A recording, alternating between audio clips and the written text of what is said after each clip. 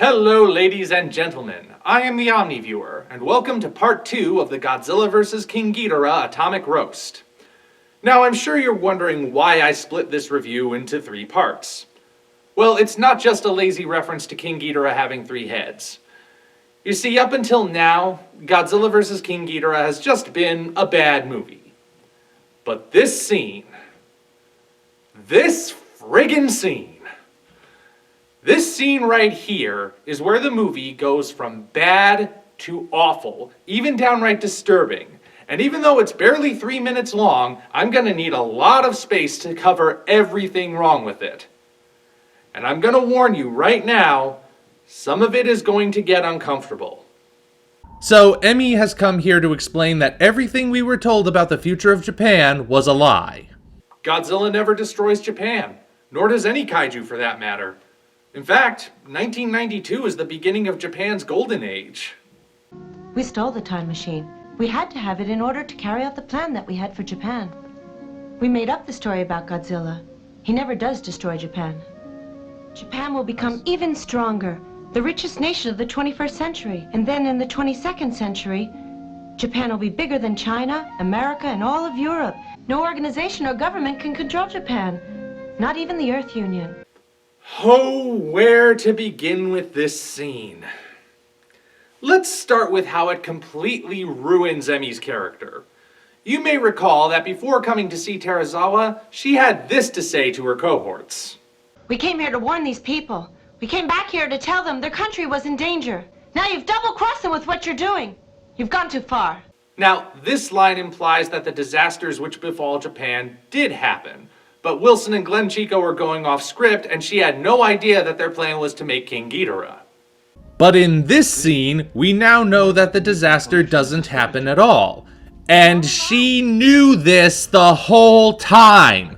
She knew that Wilson and Glenn Chico were lying through their teeth when they said all that stuff about Japan's dire fate, and she even did her part to reinforce this lie. She also must have known about the plan because she knows the time machine was stolen. She said it herself just now. We stole the time machine, implying she was part of it. But if she did know all of this, why was she so shocked when she saw this plan come to fruition? And why did she suddenly start objecting to it if she knew what would happen? This becomes even more of an issue once you realize Emmy has been the most active part of this conspiracy so far. She led the trip to 1944, she insisted on completing the phony mission of erasing Godzilla, and most significantly of all, she left the Dorats in the past. She even got evasive when asked what happened to them. Where are the darts? M11. Time warp. This part could have been fixed if they had had M11 leave the Dorats behind. But no, that's not what happened. It was Emmy, and it was a deliberate act. So could she have not known all of her cohort's plans? No, because this scene reveals that she does know all the details. So either she has a very selective memory, or she was okay with this plan until she wasn't anymore. Neither one of those paints Emmy in a very flattering light. She's either incredibly stupid and ignorant, or reprehensibly evil.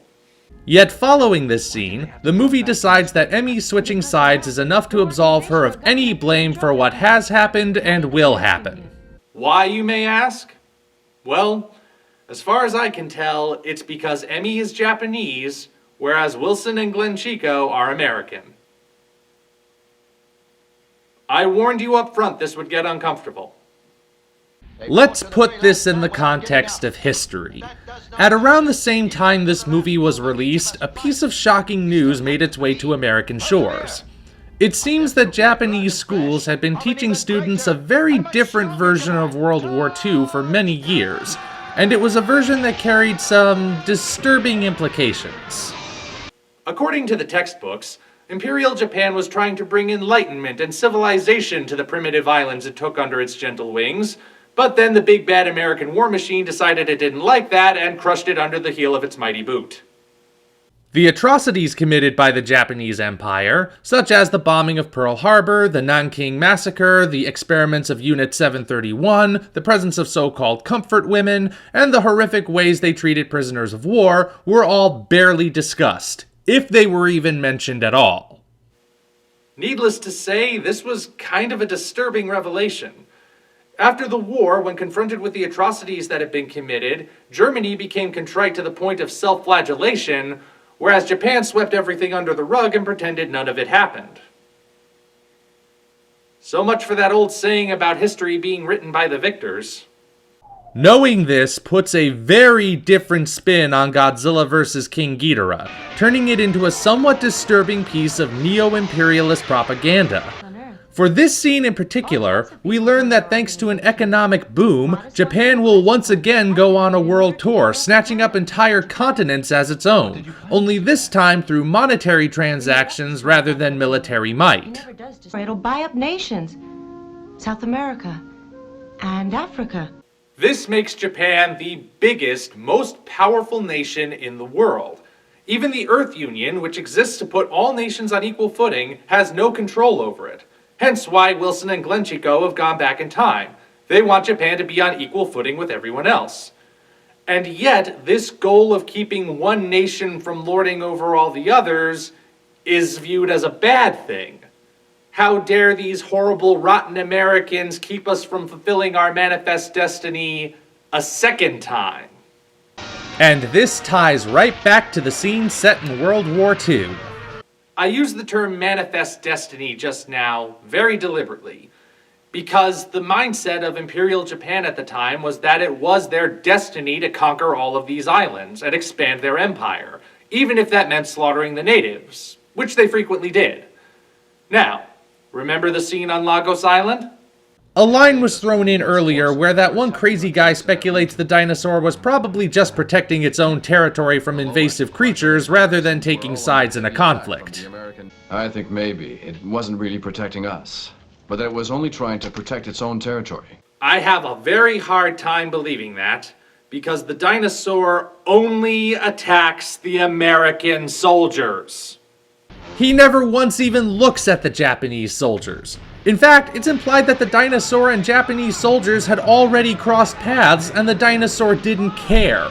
It remained peaceful until the Americans showed up, at which point it went on the offensive. The dinosaur was very gentle at first, but later it went completely wild. If the explanation that it was defending its home from invaders is true, that means only the American soldiers were viewed as invaders, whereas the Japanese soldiers were not. In other words, they belonged there. You know what? I'm calling it. This had nothing to do with protecting its territory. The dinosaur was playing favorites. This idea is only reinforced when characters like Shindo constantly refer to the dinosaur as something akin to a god, a being that will one day return and protect Japan from its enemies. Our savior's come back to protect us. He's close by, and he watches over all of us. I'm not sure where he hides, but he can see us. Which, in the film, is a pair of evil Americans trying to prevent Japanese expansion because, well, basically because they believe all nations should be equal. This is really disturbing. And lest you think I'm only saying this because I'm American, you may be surprised to learn who agrees with me. Tomoyuki Tanaka, one of the original creators of Godzilla, came forward to say he felt the film was in bad taste. And this is a man who was alive during the war and made propaganda films for the Japanese Empire. When someone like him says you've gone too far, you should probably listen. Kazuki Omori both wrote and directed this film, and he was quick to go on the defensive. He swore that none of the pro-imperialist, anti-American themes were the intended message of the film. Yeah, and the director of Wall-E said there's no message about the dangers of consumerism in that film. I don't believe him either. Okay, I'm sorry. That came out sounding meaner than I meant it to. Look, I'm not trying to peg Omori as some kind of neo-fascist who wants Japan to start and win World War III.